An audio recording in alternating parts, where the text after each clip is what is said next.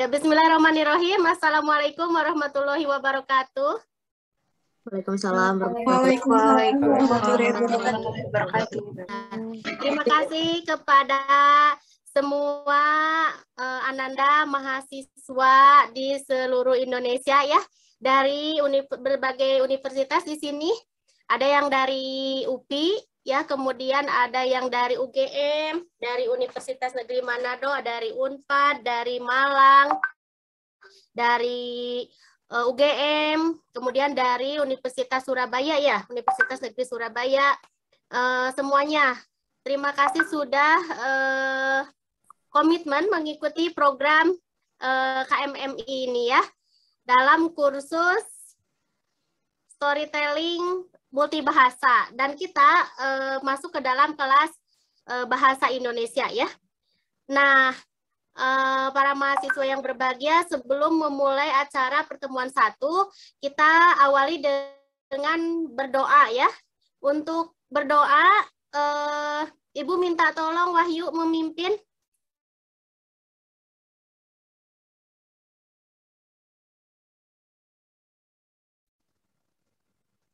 Wahyu? Ya, Ibu.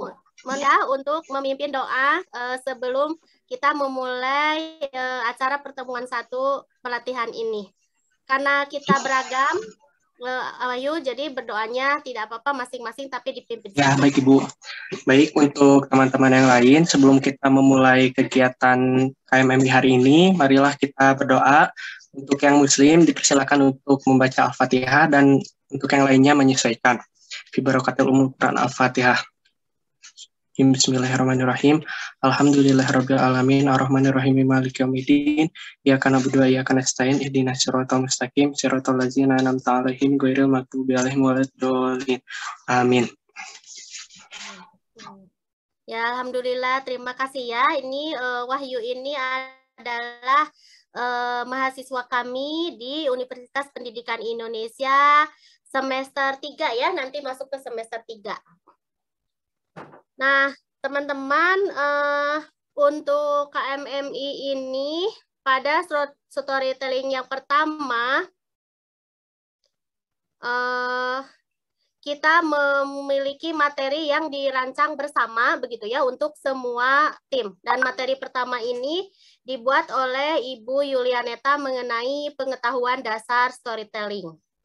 Nah, nanti pada sesi-sesi berikutnya dosen yang lain yang membuat begitu ya, karena kita tim 10 kelas gitu. Jadi 10 dosen membuat 10 bahan ajar begitu ya. Berikut nanti kami akan menerbitkan modulnya berupa buku dari bahan ajar ini. Nah, materi ini bisa Anda pelajari lagi juga di Sepada ya, di Sepada nanti. Nah, kemudian di Sepada ada tugas-tugas khusus ya yang merupakan bagian dari KMMI ini. Jadi tugasnya sederhana, mengelaborasi dari bahan-bahan materi yang disajikan begitu pada kegiatan sinkronus. Nah, tugas tersebut juga tidak di-set waktu untuk hari ini karena beberapa masih terkendala dengan login ya, dengan login di Sepadanya. Sehingga bagi yang belum bisa login ke Sepada, masih ada waktu, jangan khawatir begitu ya. Nah, Anda insya Allah nanti setelah menyelesaikan 144 jam begitu ya dalam kegiatan KMMI ini akan mendapatkan sertifikat nasional begitu ya dari Kemendikbud. Ya. Untuk pengetahuan dasar storytelling ini hanya sebagai ini saja ya, sebagai pembukaan saja begitu ya dari apa itu storytelling begitu ya. Tetapi selanjutnya Anda nanti lebih banyak mengelaborasi sendiri, menggali dari jurnal tentang storytelling ini sampai Anda menghasilkan satu produk begitu, produk storytelling. Anda kan sudah membaca jadwalnya ya yang Ibu share. Jadi kita ada 20 pertemuan sinkronus. Nanti ada 3 pertemuan bertemu dengan ahli pada kegiatan webinar. Nah, tetapi pada kegiatan kita lebih kepada persiapan produksi storytelling Anda begitu. Dan nanti di akhir akan ada parade. Jadi parade nanti live TV ya, live TV UPI, live YouTube juga. Akan dipilih 2 yang ditampilkan, mungkin 2 sampai 3 ya, nanti belum dilihat lagi waktunya karena ada paradenya 2 hari. 2 sampai 3 terbaik dari setiap kelas. Jadi nanti storytelling Indonesia, storytelling Inggris, begitu ya, storytelling bahasa Sunda, begitu. Jadi semua akan ada acara parade di akhir. Nah, Anda tinggal menyiapkan saja dari sekarang mau membawakan storytelling apa, gitu ya, mau bercerita tentang apa, gitu. Jadi disiapkan dulu ya. Nah, sambil Anda melihat materi, begitu ya. Mengapa sih harus storytelling, begitu ya? Karena kita jurusan bahasa dan sastra, bahkan bukan jurusan bahasa dan sastra pun ya, tadi ada yang jurusan dalam ranah kesejahteraan keluarga. Nah, storytelling itu bisa tadi siapa tadi ya? Lupa kok Ibu dalam sejenak. Kang dari kesejahteraan keluarga itu Mas siapa tadi? Firdaus Ibu. Firdaus pendidikan iya. kesejahteraan Mas keluarga. Mas Deo ya? Bukan Firdaus. Oh. Firdaus Ibu. Oh, Firdaus. Oh, Iya. Firdaus yang kesejahteraan keluarga, bukan Mas Deo. Iya dong. Nah, memang storytelling ini salah satu bagian saja ya, salah satu bagian yang bisa menyejahterakan keluarga gitu. Karena ini termasuk dalam literasi keluarga ya. Nah, sebagaimana ini pernyataan Einstein ya. Jika kamu ingin anak kamu, jika Anda ingin anak Anda cerdas, pintar begitu ya, bacakan dongeng. Nah, itu. Dan jika ingin anak Anda lebih cerdas lagi, lebih pintar lagi begitu ya, bacakan lagi lebih banyak dongeng katanya. Itu. Nah, itu dari kecerdasan itu bisa membawa kesejahteraan keluarga tentunya ya. Dan ini, nah, mengapa mendongeng ya? Kalau Anda lihat, mendongeng itu suatu yang turun-temurun. Nah, ini kan dari folklore, dongeng itu sebuah sastra lisan ya. Nah, sastra lisan atau oral tradition ya. Nah, jadi orang tua dulu itu tidak sekolah, tidak kuliah seperti kita. Nah, tapi mendongeng itu selalu. Jadi mendongeng itu ternyata harus selalu sekolah. Orang tua kita bisa mendongeng, menyampaikan pengalaman begitu ya. Nah, tetapi dulu di kerajaan juga itu pendongeng itu dijamin begitu hidupnya. Jadi ada di kerajaan itu khusus begitu ya, juru cerita, bahkan penulis cerita gitu ya. Nah, itu kalau di Indonesia dikenal dengan istilah yang pertama sastra itu Pancasastra. Nah, itu dari abad ketiga ya. Pancasastra itu 5 cerita. Nah, itu khusus. Empu itu guru ya, guru di kerajaan pada zaman dahulu itu khusus ada yang mengajarkan sastra. Bahkan ada yang disebut dengan Pancasastra karyanya itu, yaitu 5 buku cerita yang ditulis secara series begitu ya, secara apa namanya kalau series itu? Yang ditulis secara berseri begitu ya. Dan itu diajarkan kepada anak raja atau kepada sang pangeran. Jadi dengan mendongeng itu selain menghibur, sebenarnya itu dulu selain pelipur lara, menghibur keluarga raja, juga mengajarkan sopan santun kepada pangeran itu, mengajarkan tata kehidupan, tata kelola kota ya, atau planologi ya, tata kelola kerajaan, lingkungan, berburu dan sebagainya. Nah, itu melalui cerita, melalui mendongeng ya, melalui storytelling. Jadi istilah storytelling itu silakan nanti Anda boleh berdiskusi ya. Saya sudah buat chat diskusi juga di Sepada. Anda boleh berdiskusi. Yang Anda ketahui storytelling itu lebih dekat dengan berceritakah, lebih dekat dengan mendongengkah? Silahkan ya Anda dongkrak dari berbagai sumber. Nah, itu.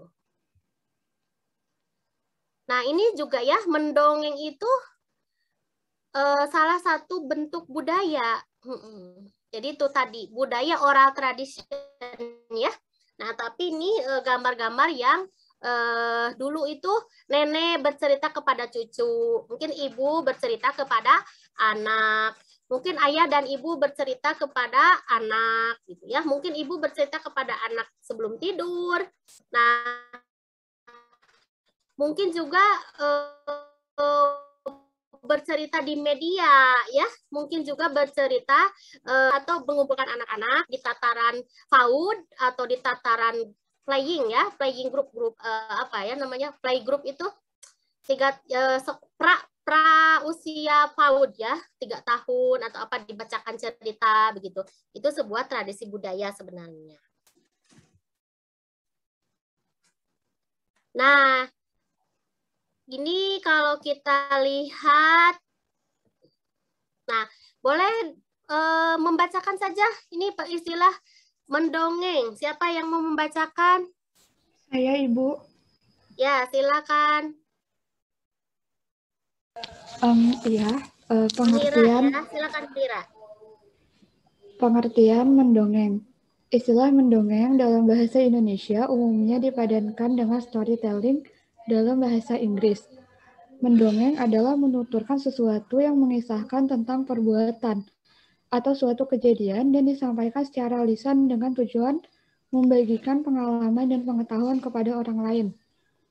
Mendongeng merupakan kegiatan bercerita yang berisi khayalan, tetapi terdapat pesan moral di dalamnya. Nah, adalah yang ingin menyampaikan tidak? Pernah tidak dengan Anda menyimak dongeng atau Anda pernah mendongeng juga, membagikan pengalaman atau pengetahuan seperti apa? Silakan, siapa yang mau menyampaikan?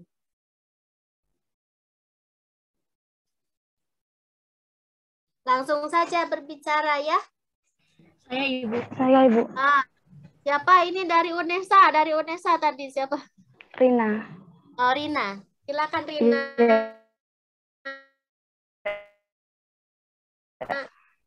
Judulnya Kata yang Cerdik. Nah, saat saya mendongeng itu saya menggunakan media cerita, Ibu, seperti alat peraga gitu, Bu, untuk tokoh-tokoh dalam cerita. Nah, ada sedikit kendala dalam saya mendongeng itu waktu itu, Bu, untuk koordinasi antara tangan dan saat saya berbicara gitu, Bu. Jadi saat saya menggerakkan alat peraga tersebut dan saat saya bercerita itu terdapat sedikit ketidaksesuaian gitu, Bu. Jadi seperti apa ya, konsentrasi terbelah gitu, Bu. Iya, iya.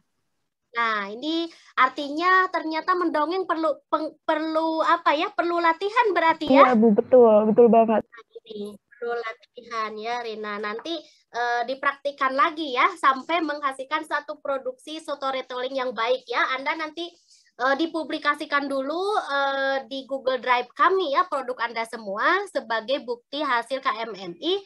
Baru nanti akan dipublishkan di YouTube-nya khusus YouTube kursus ini begitu. YouTube hasil YouTube kursus storytelling multibahasa gitu, karena nanti akan di splitkan beberapa bahasa gitu. Nah, jadi semua nanti produknya jangan dulu diunggah ke YouTube sendiri ya, tetapi atau misalnya nggak apa-apa diunggah juga, tapi nanti tetap akan diunggah juga melalui YouTube yang diproduksi oleh pelatihan ini begitu. Nah, mendongeng kegiatan bercerita yang berisi khayalan, tetapi terdapat pesan moral. Ini kira-kira seperti apa? Siapa yang akan menyampaikan? Silakan. Saya, Bu. Saya, Ibu. Devita. Iya, Ibu. Maksud dari mendongeng merupakan kegiatan bercerita yang berisi hayalan, tetapi terdapat pesan moral. Itu maksudnya, jadi walaupun ceritanya itu hanyalah hayalan, tapi memiliki atau terkandung makna tersendiri di dalamnya. Seperti contohnya ketika saya waktu SMP pernah storytelling dalam bahasa Inggris gitu ya. Nah, bercerita tentang ada, mohon maaf Ibu, saya sedikit lupa. Yang intinya cerita itu menyampaikan bahwa kita itu tidak boleh mengejek satu makhluk dengan makhluk lainnya. Begitu singkatnya. Terima kasih. Ya. Terima kasih juga Devita. Nah itu ya kira-kira. Jadi walaupun hayalan begitu ya, bukan berarti kita tidak boleh berhayal gitu ya dalam storytelling. Walaupun hayalan yang membangun gitu ya, imajinatif, karena imajinatif itu sesungguhnya untuk menyampaikan ajaran-ajaran kebaikan begitu ya, terutama ajaran moral. Nah, ini dari Dananjaya. Nah, ini tentang mendongeng ya. Mendongeng disebut juga istilahnya itu bagian dari kegiatan seni. Lalu melibatkan cerita, plot naratif, begitu ya, dari kejadian-kejadian nyata, dipadu padankan dengan cerita-cerita imajinatif, begitu ya, dan itu bisa dari sumber-sumber lisan juga tulisan. Nah ini melibatkan audiens tentunya ya atau pemirsa.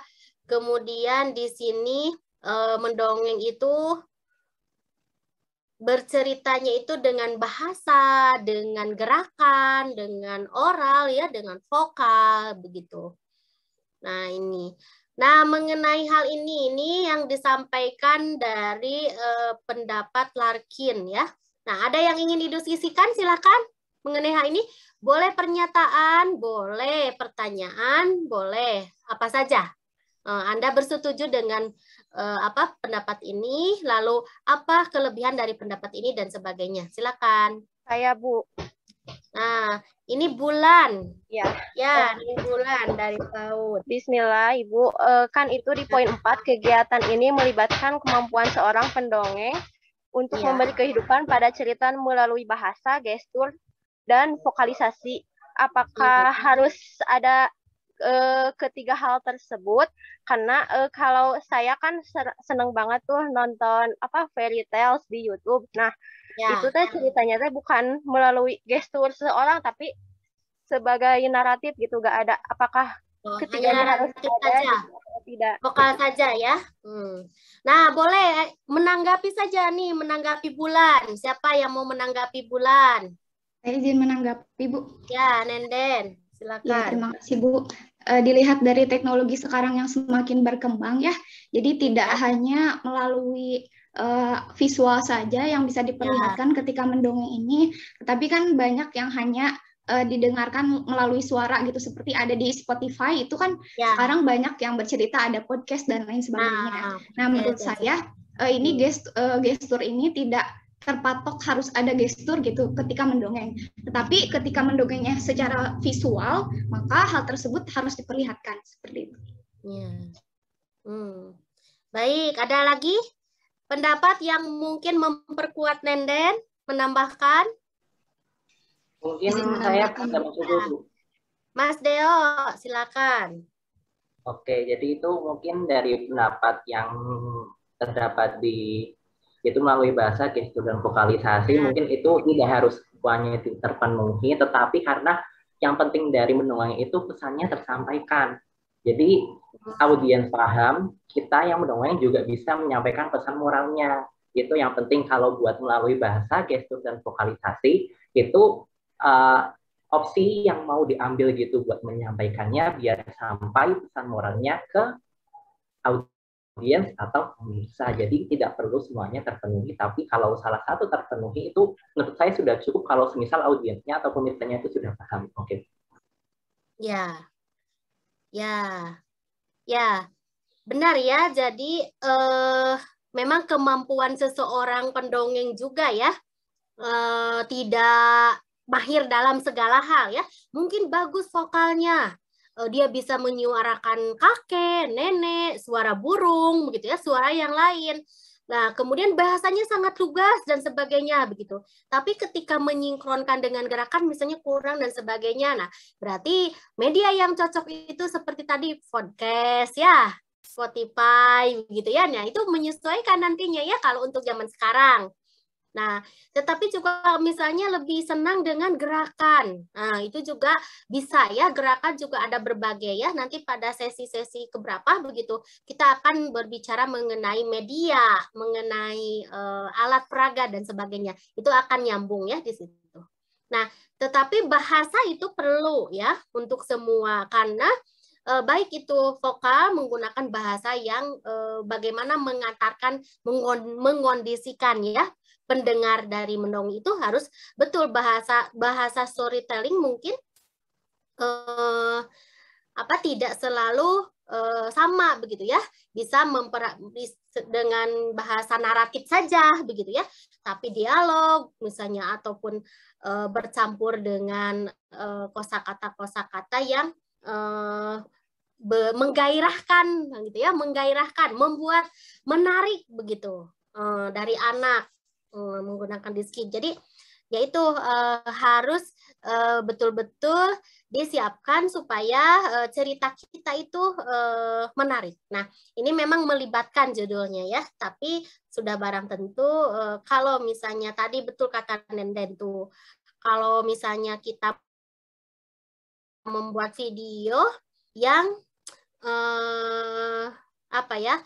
bisa ditonton begitu ya, ya gerakan-gerakan itu perlu, tidak hanya bicara saja atau vokal saja begitu, karena mungkin kurang menarik begitu ya. Nah, berbeda dengan Spotify atau podcast gitu, atau istilah Indonesianya itu justru adalah namanya siniar ya. Ya, terima kasih ya.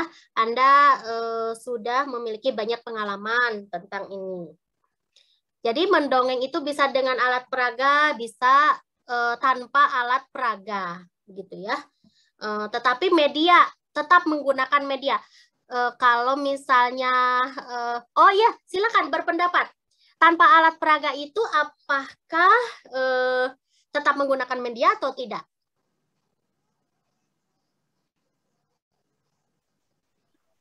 Biasanya kalau izin berpendapat, Bu. Ya, Salsa. Salsa dari mana? Dari UPI, Bu. Oh iya. Biasanya kalau mendongeng itu tanpa peraga pun juga membutuhkan media, Bu, seperti buku. Ya. Jadi orang tua bisa secara langsung menjelaskan kepada anaknya terkait dongeng tersebut. Ya, betul ya. Yang lain? Saya izin berpendapat, Bu. Ya, Rohima. Ya, kalau saya, menurut pendapat saya untuk kegiatan mendongeng tanpa alat peraga ini, pada dasarnya kita masih menggunakan media, yaitu media bahasa tadi yang sebelumnya disinggung. Karena mau bagaimanapun ketika kita mendongeng itu tidak akan bisa terlepas dari kemampuan kita berbahasa, yang mungkin nantinya ini akan ditunjang juga atau didukung lagi dengan kemampuan-kemampuan yang lainnya. Jadi kita bisa membedakan mana yang pendongeng, mana yang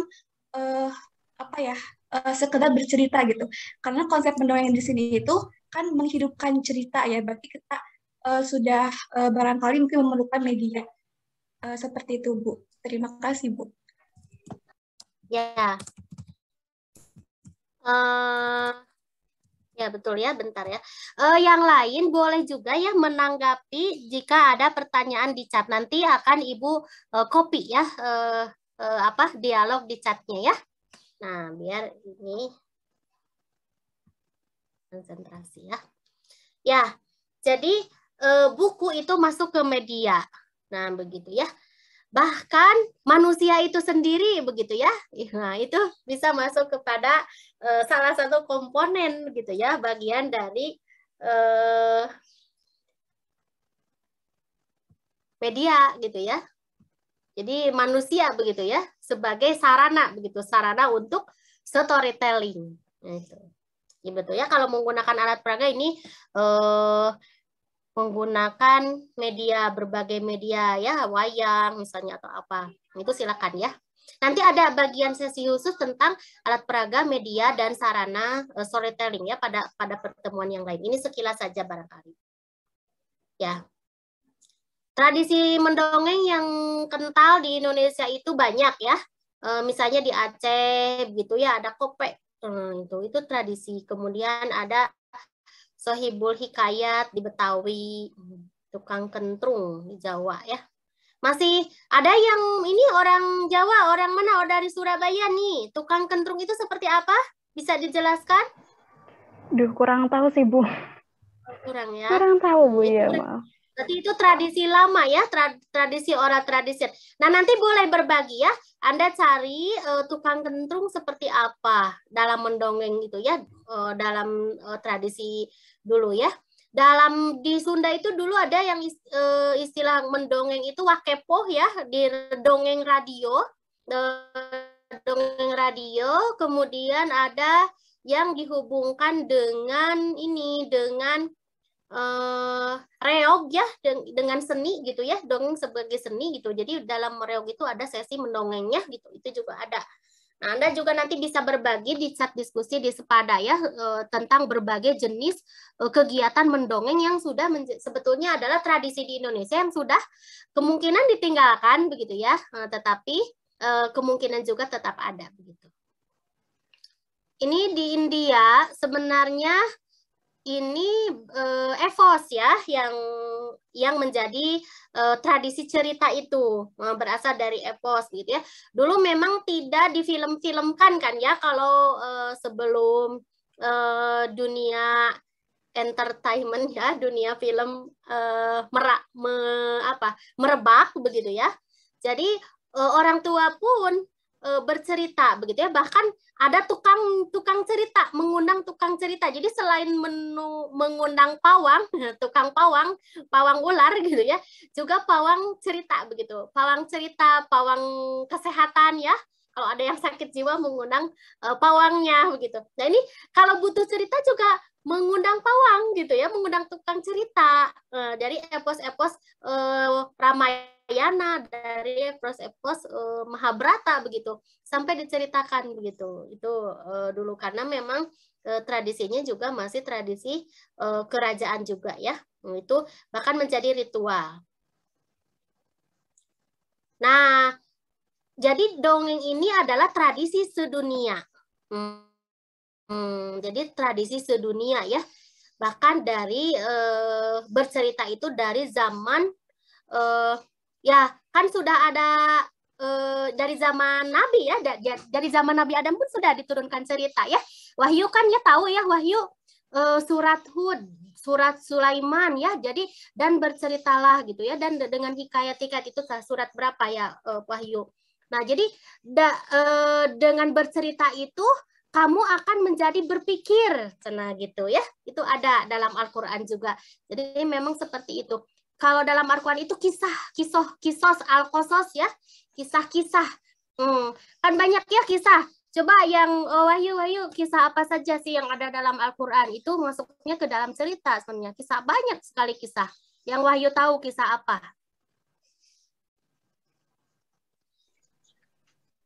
Ibu, salah satunya itu ada dari Luqman. Itu Luqman, kan ya. disebutkan juga salah satu ayat di dalam Al-Quran. Lalu juga ada Ali Imran, itu juga merupakan salah satu kisah gitu yang disebutkan di dalam Al-Quran. Mungkin itu Bu, beberapa contohnya gitu. Dan mungkin kisah-kisah dari para nabi dan rasul juga sangat banyak ya. Betul Ibu, sangat banyak. Kisah Ashabul Kahfi itu kisah ya, sangat banyak pokoknya ya. Jadi tradisi mendongeng atau storytelling ini adalah tradisi bercerita sejak begitu ya dunia ada begitu. Bahkan ini 20 Maret 2017 itu adalah Hari Dongeng Sedunia. Ya. Nah, ini mengapa kita harus mendongeng itu karena memang bisa membuat suatu yang abstrak itu menjadi sesuatu yang bermakna. Gitu ya. menginspirasi begitu ya, memotivasi tindakan gitu ya, memberikan ruang bebas, memunculkan perspektif yang berbeda gitu ya. Ini kan bisa ditransformasi cerita itu ya, menciptakan rasa koherensi makna gitu ya, ada hubungan tertentu, mengkaji nilai dan budaya sebuah daerah itu sangat jelas ya, mengomunikasikan pesan yang kompleks secara sederhana. Nah, jadi mengapa sederhana? Karena pengemasannya dengan bercerita begitu. Mungkin pesannya kalau disampaikan secara ini tidak sampai, tetapi kalau dengan mendongeng menjadi lebih sederhana dimaknainya gitu ya, dan bisa menginspirasi perubahan. Kita mau sampai jam berapa?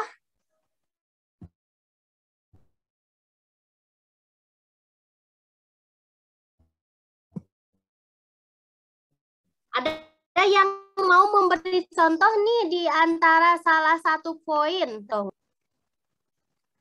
Misalnya menginspirasi perubahan dari mendongeng itu bagaimana kira-kira contohnya?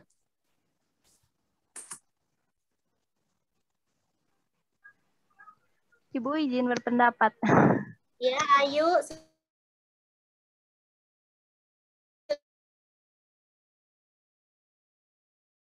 Silakan, ayo. Ini ada jadi ketika kita mendengarkan dongeng itu kan biasanya itu selain itu cerita-cerita hayalan yang itu bermoral, itu juga terkadang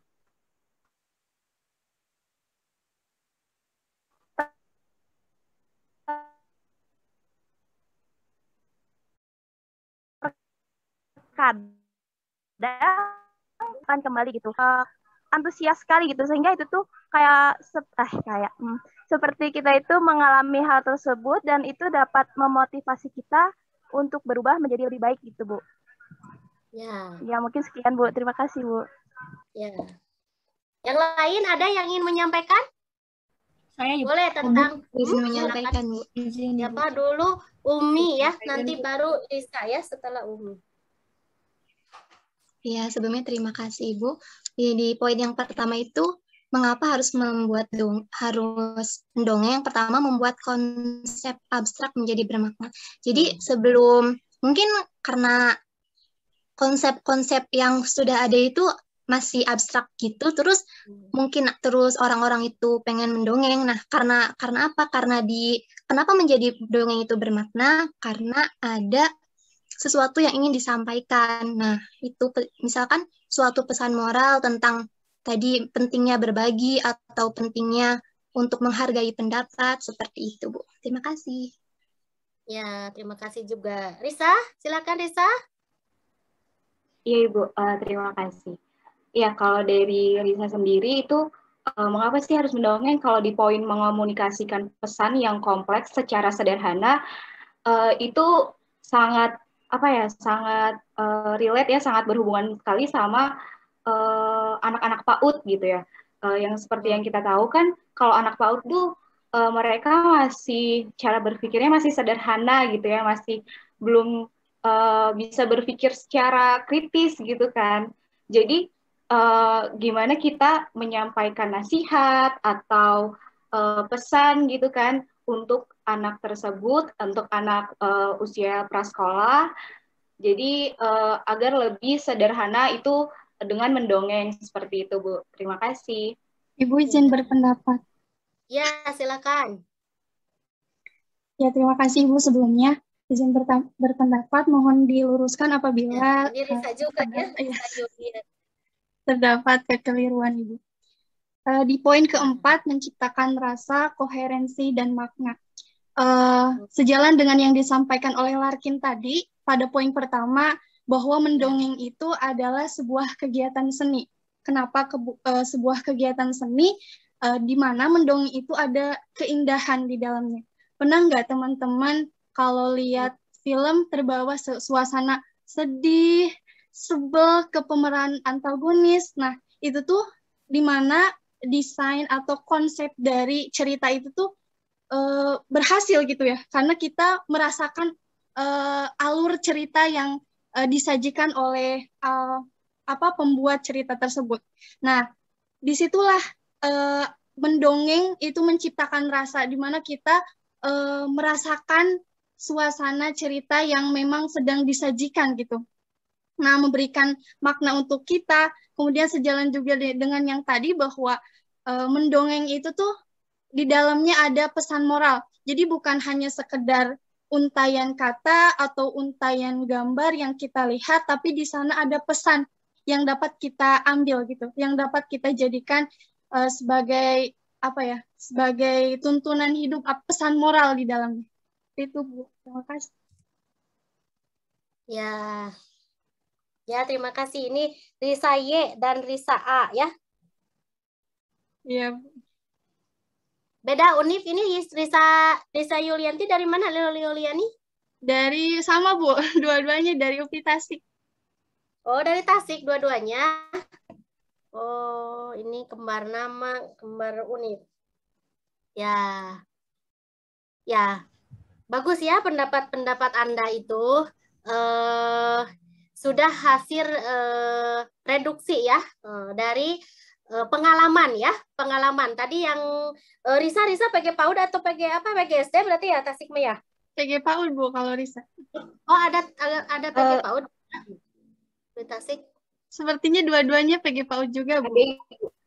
Oh, pakai PAUD juga. Saya pakai PAUD juga, Bu. Oh, ya. Nggak apa-apa ya. Jadi sudah pasti ya kalau Anda sebagai calon guru ya, calon pendidik di tataran PAUD harus menguasai ya storytelling dengan berbagai. Bisa semua orang storytelling ya, tetapi harus latihan. Nah, ini mendongeng itu dapat meningkatkan. Coba nih, poin mana yang ingin Anda jelaskan berdasarkan reduksi pengalaman Anda? Mungkin pengalaman baca atau apa. Boleh memilih salah satu. Karena banyak sekali ini. Dengan mendongeng, kita sadar berbudaya. Berpikir kritis tentu saja ya. Berpikir kritis. Risa Bu ini. Ya. Risa lagi. Yang lain dulu. Izin Ibu. Apa yang lain dulu? Ibu saya ingin berpendapat. Rifa. Iya. Rifa. Iya Ibu. Izin berpendapat. Sepengalaman saya juga pernah mendongeng beberapa bulan terakhir. Nah, yang saya dapatkan dari kegiatan mendongeng tersebut itu menurut saya lebih meningkatkan kepercayaan diri saya. Yang tadinya kita hanya membaca dan untuk diri kita sendiri, tetapi dengan mendongeng itu bisa tersampaikan kepada orang lain.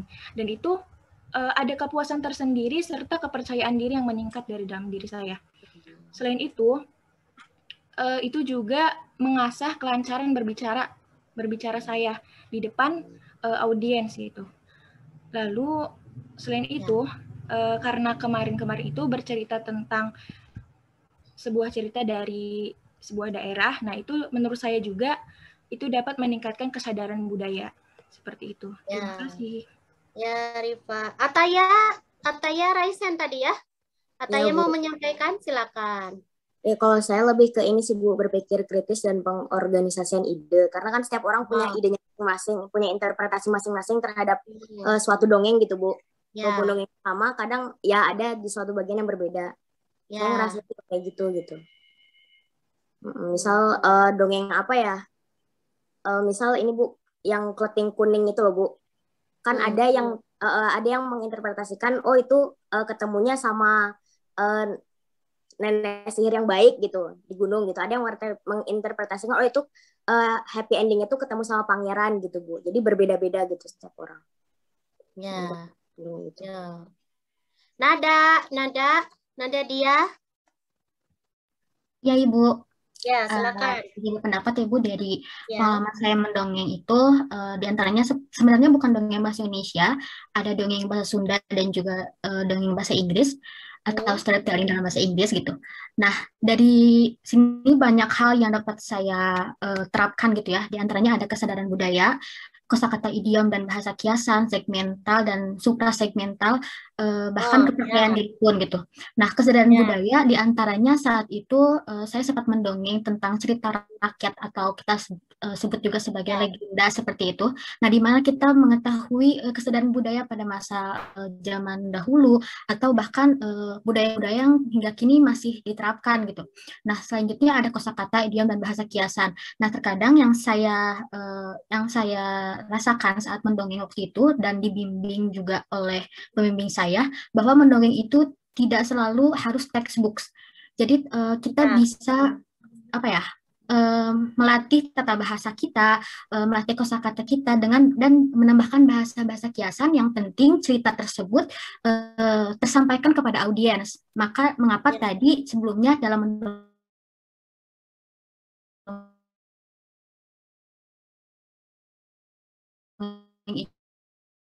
itu melibatkan audiens juga karena saat kita bercerita kita harus menyampaikan rasa tadi dan menyampaikan cerita kita kepada audiens. Maka konsonan dan juga vokal bahkan tekanan dan intonasi saat kita berbicara itu harus sesuai dengan emosi dan rasa yang ada pada dongeng tersebut. Mungkin sekian dari saya. Terima kasih. Ya, terima kasih juga Anissa Gilang ya. Silakan Anissa Gilang. Ya Bu, baik, terima kasih. Kalau menurut saya mengenai kesadaran budaya, seperti yang sudah dijelaskan oleh Nada dan teman-teman yang lain, hal tersebut berhubungan dengan cerita yang didongengkan atau disampaikan. Semisal dalam sastra Nusantara sendiri, cerita yang disampaikan merupakan mengenai tradisi-tradisi tertentu di dalam suatu daerah yang didongengkan secara turun-temurun, dan hal tersebut juga merupakan salah satu dari contoh kesadaran berbudaya yang ada di storytelling. Seperti itu, Ibu. Iya, Nisa. Nenden? Ya, Ibu. Ya, pengalaman saya ketika mendongeng itu ada tata bahasa. Saya pernah memiliki pengalaman mendongeng dalam bahasa Sunda.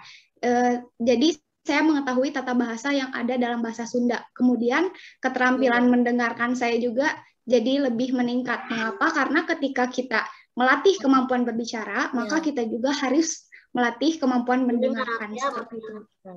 Iya. Ya, Zainab. Iya Bu, Silakan Zainab. Ya. Di situ kan ada keterampilan mendengarkan ya Bu ya. Berdasarkan pengalaman saya juga. Dalam mendongeng itu tidak hanya kita menyampaikan cerita, namun kita juga melatih bagaimana kita bisa mendengarkan orang lain gitu ya Bu ya. Termasuk dalam hal ini karena saya mempelajari, karena jurusan saya bimbingan konseling ya Bu ya, jadi lebih mempelajari bagaimana mendengarkan. Artinya ketika mendongeng itu sebelum kita mampu menyampaikan sesuatu atau suatu nilai cerita, itu kita butuh hal-hal bagaimana sih cara orang lain menyampaikan cerita, mendongeng, dan itu kita bisa dapatkan melalui kita mendengarkan orang-orang yang memang sudah ahli seperti itu, Bu. Baru kemudian nanti kita dapat menerapkan hal itu dalam cara kita mendongeng gitu. Dan ketika kita mendongeng juga, mungkin pada awalnya tidak akan langsung lancar gitu ya, Bu, seperti para ahli. Tapi secara bertahap, kita akan perlahan, oh ini nih, aku seperti ini gitu. Dan tentunya dalam kepercayaan diri itu tidak akan sama antara satu orang dengan orang lainnya gitu. Mungkin pendongeng pertama ciri khasnya seperti ini dan kita mungkin tidak seperti itu gitu, tapi kita punya ciri khas yang lain. Itu Bu. Terima kasih. Terima kasih Zainab. Sama-sama Bu. Zalfa. Silakan. Terima kasih Ibu, izin berpendapat. Nah, kalau Zalfa izin berpendapatnya mengenai keterampilan sosial. Nah, jadi tadi kan teman-teman sudah menjelaskan ya apa sih kira-kira benefit yang kita dapat, entah itu ketika kita menjadi audiens atau menjadi pendongeng, dari mulai kesadaran budaya, kelancaran berbicara, tata bahasa, hingga kepercayaan diri. Tapi yang Zalfa highlight itu lebih kepada bagaimana sih outputnya nanti setelah kita mendengarkan dongeng, atau justru di pendongeng tersebut, entah hal yang mengajarkan kita kepada kesabaran, bagaimana cara berbakti sama orang tua, bagaimana cara kita peduli dengan lingkungan sekitar kita. Jadi kan ketika kita mendengarkan dongeng atau menceritakan sebuah dongeng itu ada selalu pesan yang ingin disampaikan begitu ya, ada pesan moralnya.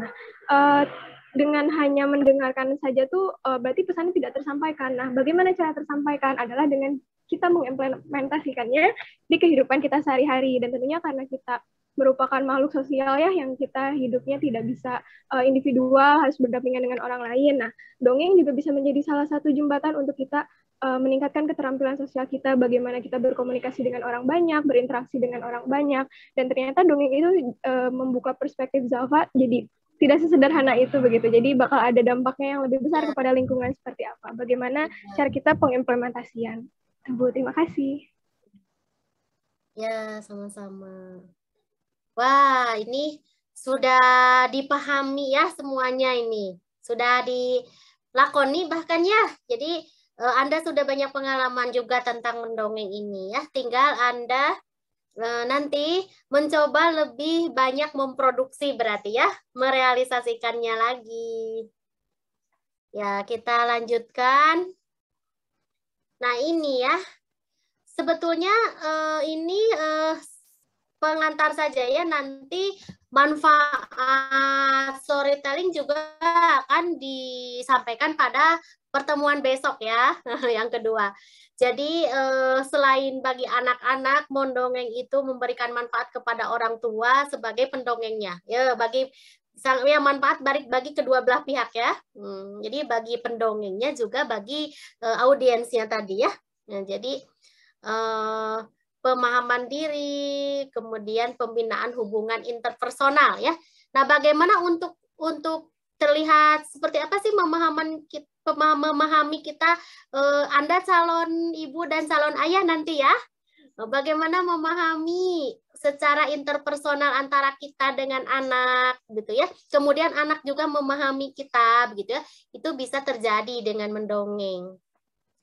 Nah, ini adalah salah satu mendongeng ya. Dapat cerita yuk. Ya, Bu.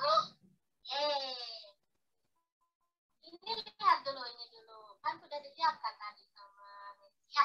Ini apa? Ini apa?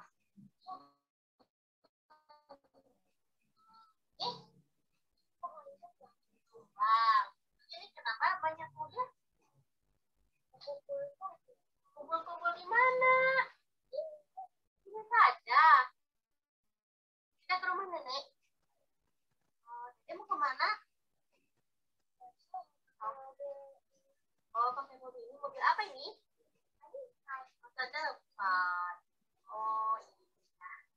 Nah, sekarang Dede yang bercerita ya. Ya? Ayo, bercerita. Hari ini Dede mau ke rumah nenek. Tiba-tiba hujan badai. Oh, hujan badai. Terus?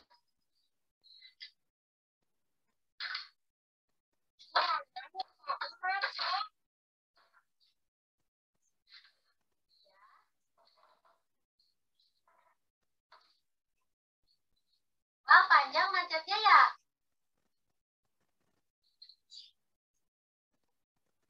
Terus?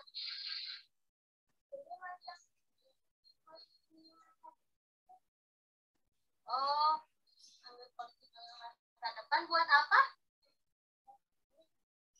Melihat. Melihat pohon yang tumbang? Oh, apa yang harus aku lakukan?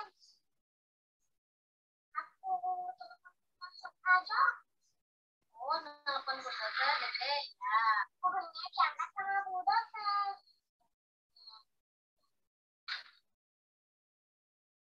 Alhamdulillah, jangan tidak lagi. Sampai ke mana? Oh, udah sampai ke rumah nenek. Oh, udah belum ceritanya?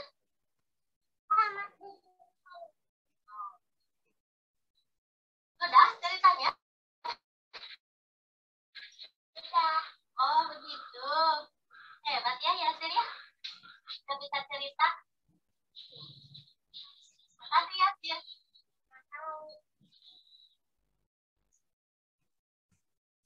Nah, kita kembali ya. Ini pembinaan hubungan interpersonal ya antara keluarga. Jadi antara anak dengan ibu, ibu dengan anak, ayah dengan anak. Itu mendongeng itu terjadi ternyata. Jadi sekarang kan masa pandemi ya, anak-anak bermain di luar rawan begitu. Jadi bagaimana kalau anaknya sendiri, kakaknya sudah tidak ada di rumah, kakaknya ini kebetulan kakak dari Yasir itu pesantren, di pesantren Ngobong. Jadi tidak ada teman sama sekali. Jadi kita sedikit-sedikit menyempatkan saja. Biarkan di rumah kita itu berantakan juga tidak apa-apa ya, ada tempat bermainnya, tetapi ada juga buku-buku dongeng dan sebagainya. Jadi sewaktu-waktu dia mau bermain, kita temani bermain, tetapi pada saat bermain kita buat konsep cerita begitu. Nah, saya tidak pandai bercerita begitu ya, tetapi dengan apa namanya mendongeng kepada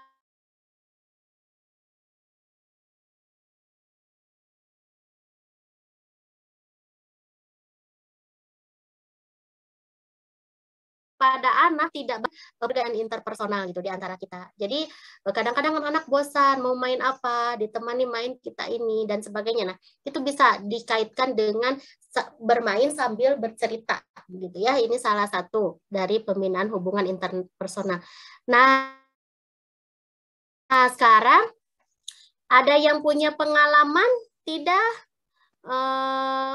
mengenai pembinaan hubungan interpersonal dengan bercerita di keluarga.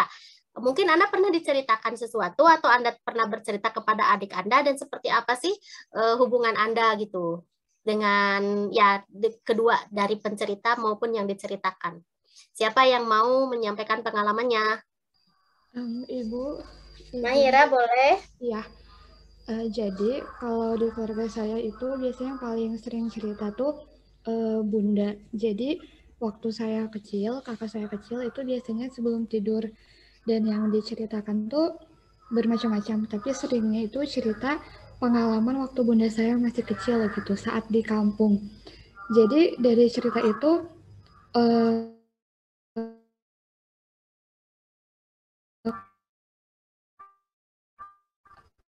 saya hidup di zaman modern dengan segala kenyamanan itu akhirnya secara tidak langsung kan menimbulkan rasa syukur gitu, dan itu ditanamkan sejak kecil sih, dan otomatis juga kan menambah kedekatan dengan Bunda. Jadi betul-betul kehangatan kasih sayang itu dirasakan ya melalui salah satunya bercerita. Jadi kasih sayang itu tidak harus di dalam keluarga itu. Tadi ya, kesejahteraan keluarga itu Bang Firdaus tidak harus ternyata dengan anak disediakan selalu uang untuk jajan untuk apa ya, atau terjaminlah kehidupannya gitu. Ternyata dengan disediakan mendongeng saja itu anak merasa nyaman, merasa disayangi, diperhatikan begitu ya. Bahkan kan ketika kita bercerita ya mengikuti pola alur anak begitu ya, anak sedang apa kita bercerita apa, terus yang dia pikirkan apa begitu ya. Nah, ini juga menunjang tadi ya hubungan interpersonal dalam keluarga, kesejahteraan keluarga juga pada akhirnya.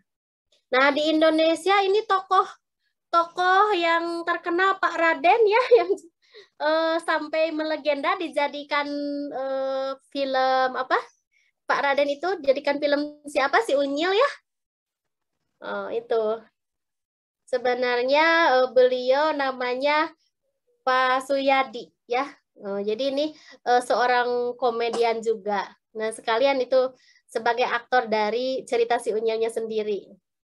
Ini tokoh yang melegenda ya. Tahu semua tidak tokoh Unyil? Cerita Unyil? Iya, tahu.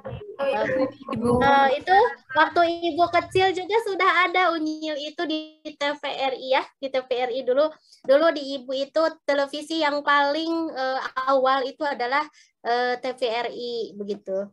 Nah, jadi di TVRI itu cerita anak yang hampir diputar setiap hari itu adalah si Unyil. Kalau sekarang kan banyak ya dari luar ya, Upin Ipin, banyak lagi lah ya, tapi dulu belum gitu. Jadi si Unyil itu yang melegenda. Nah, ini kira-kira ya nanti Anda boleh ya Anda boleh mencari sumber lain ya. Ini beberapa sumber mengenai konsep dasar lah ya. Jadi pengenalan dasar tentang mendongeng. Tapi di dalamnya kalau Anda baca lebih jauh tentang sumber-sumber ini tentu saja bukan hanya yang dasarnya begitu.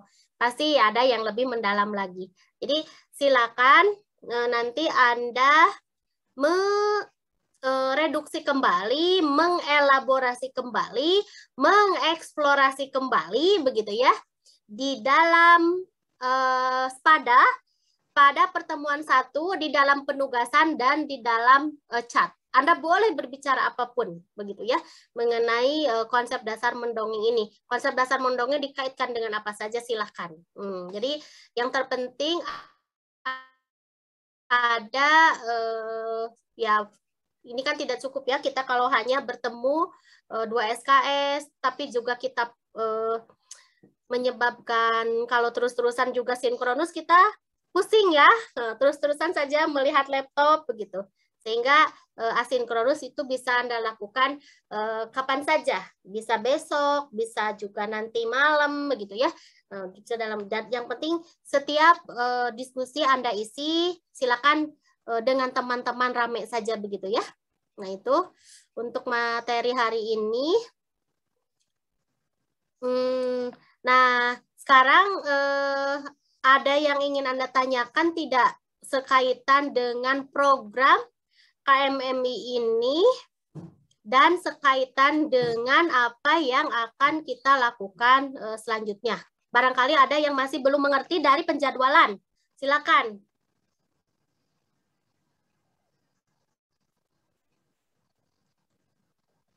Target kita apa dan sebagainya. Sudah terbaca belum aktivitas Anda di jadwal? Sudah terbaca ya?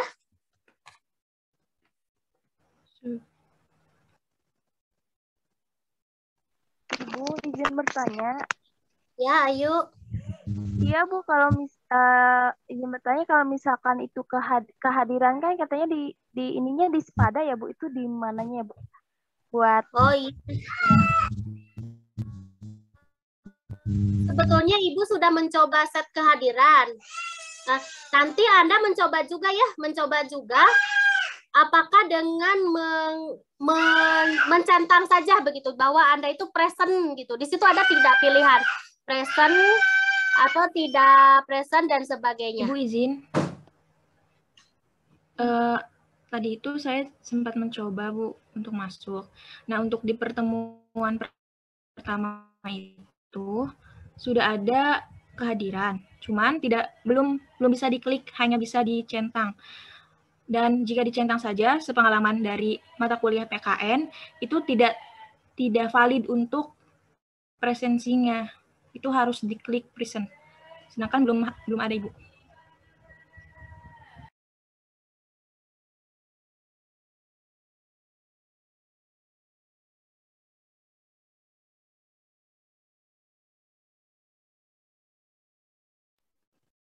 Ya, berarti setting present-nya ya, yang nanti saya coba lagi ya. Apakah setting present-nya itu harus ada open access gitu ya, atau bagaimana mungkin ya? Nah, di Ayu tidak ada setting present. Tidak ada ya?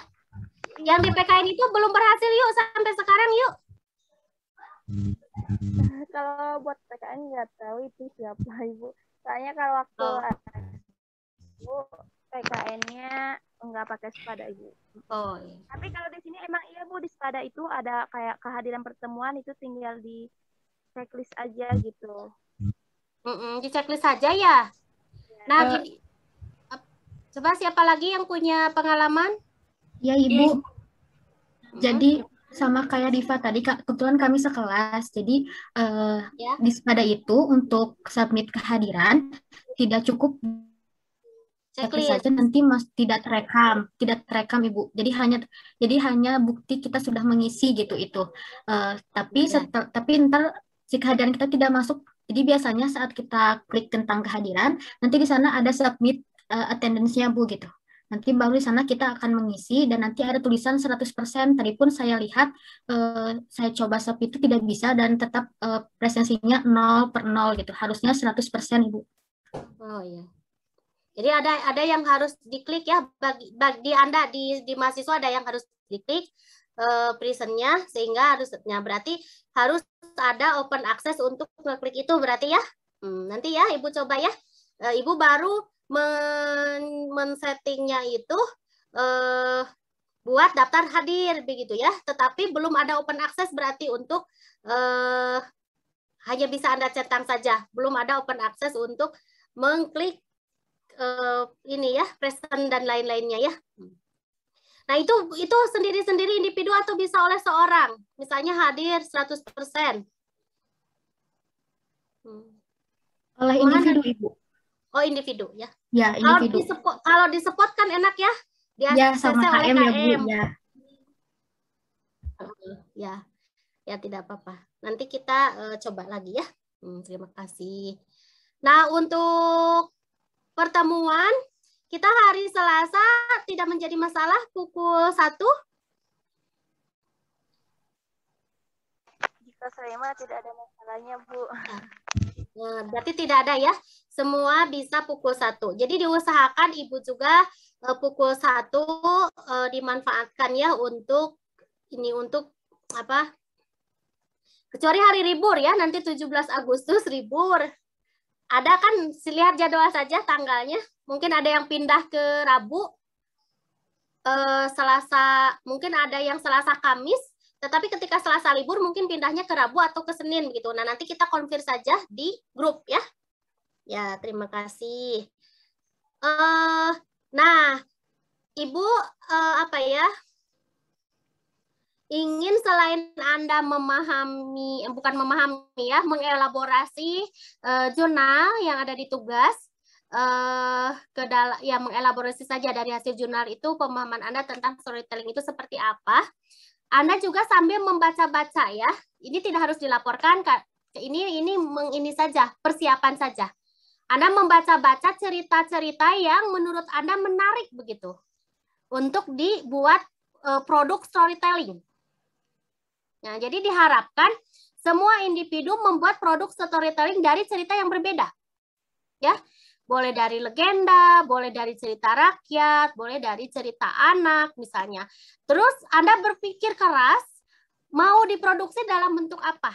Apakah podcast, apakah video biasa, begitu ya? Apakah Anda ingin menggunakan alat peraga yang seperti apa? Nah itu dipikirkan dari sekarang. Mulai berpikir begitu. Apa sih yang akan saya buat produksi? Nah, nanti kira-kira belum kita sepakati sih berapa menit gitu ya. Tapi kalau kata Ibu, 10 menitan lah ya, maksimal gitu kan. 10 menit saja sudah lama ya kalau tidak salah ya, kalau untuk diakses begitu. Nah itu Anda berpikir seperti itu. Cerita yang mungkin dikemas 10 menit, ya silakan itu nanti diadaptasi.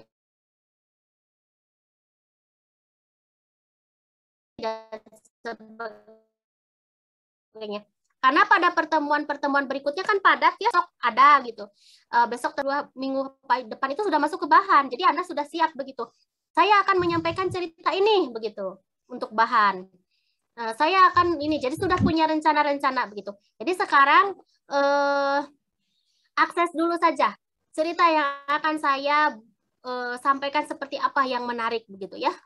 Silakan, itu mungkin sebagai persiapan saja. Ada yang ingin ditanyakan, Mas? Saya izin bertanya, Ibu. Ayu, Bu. Siapa tadi? Ayu. Tidak ada? Ibu. Silakan. Ayu. Ya. Iya, Ibu. Kalau misalkan buat dongeng, itu kan kata Ibu tadi kalau misalkan itu kisah tentang ibaratkan itu tuh kisahnya menyangkut antara Nabi atau sahabat Nabi atau Rasulullah, itu bisa nggak, Bu? Tidak apa-apa. Oh, tidak apa-apa. Tidak apa-apa. Ya, terima kasih. Ya. Jadi Anda dibuat semenarik mungkin begitu ya. Jadi semua orang harus berpikir ini produksi saya yang harus yang paling yang paling menarik begitu ya. Nah, sehingga nanti akan dipublikasikan begitu. Ya. Silakan ceritanya bebas dari mana dan sebagainya. Nah, diharapkan tidak ada cerita yang sama begitu nantinya. Jadi Anda mungkin mengeksplorasi, mau menyiapkan alternatif cerita ya. Kalau ternyata dengan teman ada yang sama begitu di antara teman di grup ini. Ya. Mungkin menyiapkan 1, 2 atau 3 cerita tidak menjadi masalah. Hanya menyiapkan dulu kan, jadi belum memproduksi ya. Nanti sambil bertahap saja. Nanti kalau Anda bisa memahaminya, mungkin membaca lagi jadwal ya. Di jadwal itu sudah ada aktivitas. Setelah kita materi 8 pertemuan itu, bukan 8 materi ya, 8 ditambah 3 webinar, 11 ya, 11 pertemuan materi sambil menyiapkan, Anda langsung sudah punya produksi awal yang Anda tampilkan nanti di Zoom, lalu teman-teman itu sebagai apresiator dan juri begitulah, seolah-olah apresiator dan juri. Misalnya kamu kurangnya di sini, kamu bagusnya ini, kamu adaptasi ceritanya ini. Nah, nanti baru Anda memperbaiki hasilnya, dan itu yang menjadi produk jadi di akhir gitu. Nah, jadi nanti jadwal pertemuan di September itu, makanya kita mengambil Jumat Sabtu karena Anda mungkin kuliah ya, Senin sampai Kamis. Nah, di Jumat Sabtu itu kita sambil menonton, mengapresiasi karya teman sendiri, sambil juri begitu, menjuri ya, menjadi juri, pokoknya memberi masukan saja kepada teman-teman apa yang harus diperbaiki dari produk semua. Nah, mudah-mudahan semua tuh baik gitu ya, produk-produknya itu bagus semua dan dipublikasikan semua begitu. Itu ya, bisa dipahami semuanya? Bisa, Ibu. Ibu mohon maaf, boleh bertanya? Ya? Boleh. Untuk teman-teman dari luar UPI, Bu, kan belum bisa mengakses sepadanya. Itu bagaimana ya, Bu? Ya. Oh ya. Nah, untuk teman-teman dari UPI tidak apa-apa, menunggu dulu nanti bisa akses. Sudah Ibu laporkan ya, teman-teman yang belum bisa akses dari luar UPI itu sudah dilaporkan kepada admin dari Sepada. Nah, apakah nanti mau dibuatkan kode atau apa seperti apa belum tahu ya. Ibu juga akses cara-cara mahasiswa Invite itu belum ya.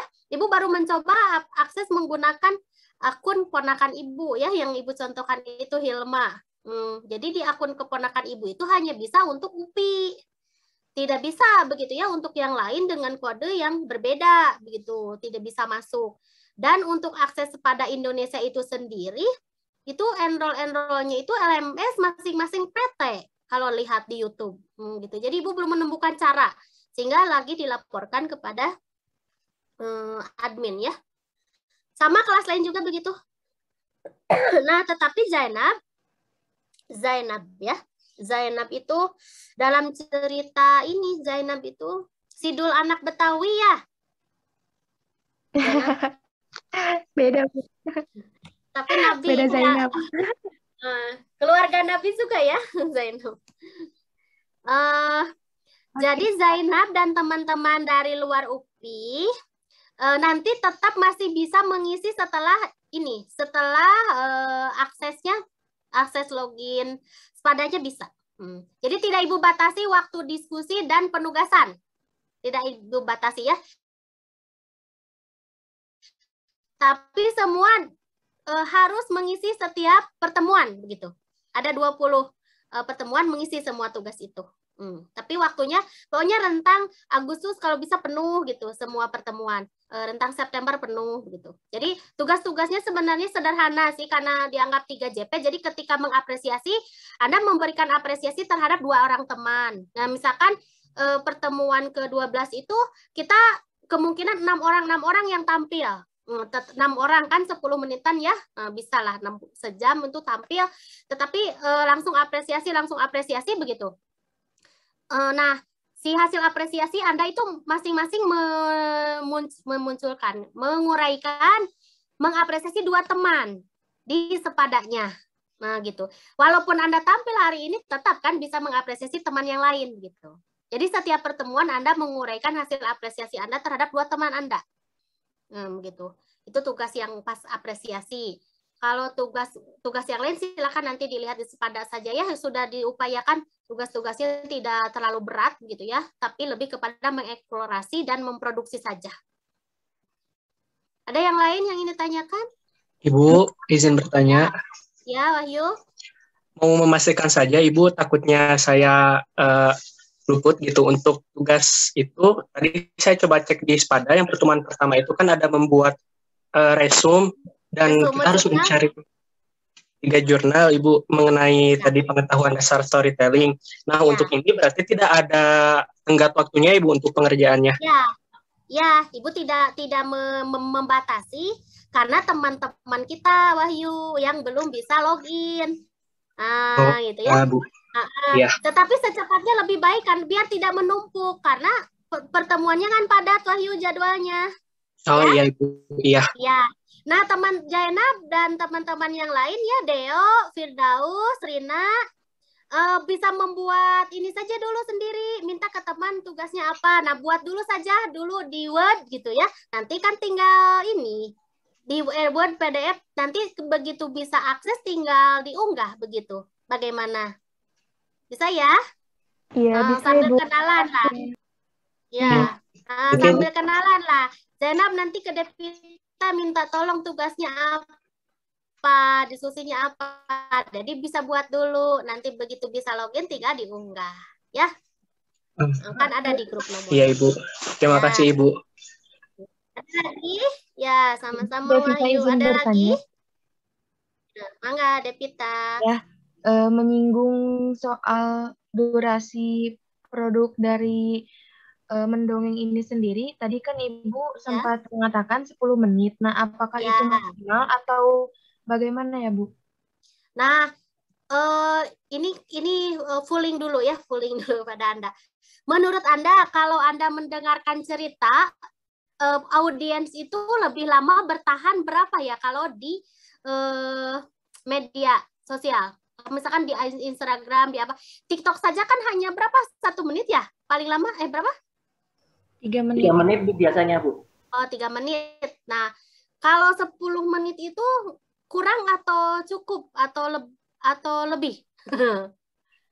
Kalau dari saya sendiri kayaknya terlalu lama, Ibu. Soalnya kan setiap orang beda-beda penyampaiannya. Kalau terlalu lama berarti maksimal saja ya. Bagaimana?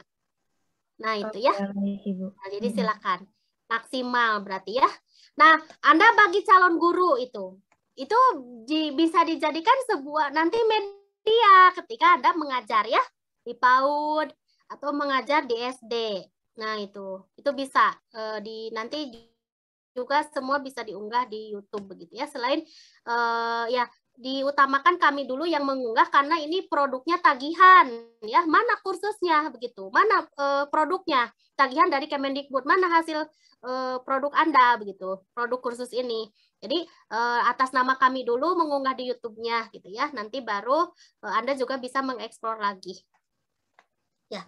Paham sampai di sini untuk produk kita? Paham, Ibu.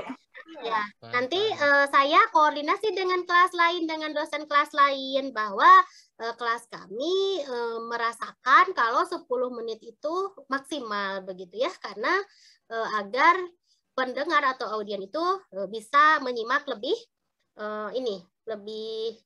bisa lebih bermakna ya daripada lama begitu. Gitu.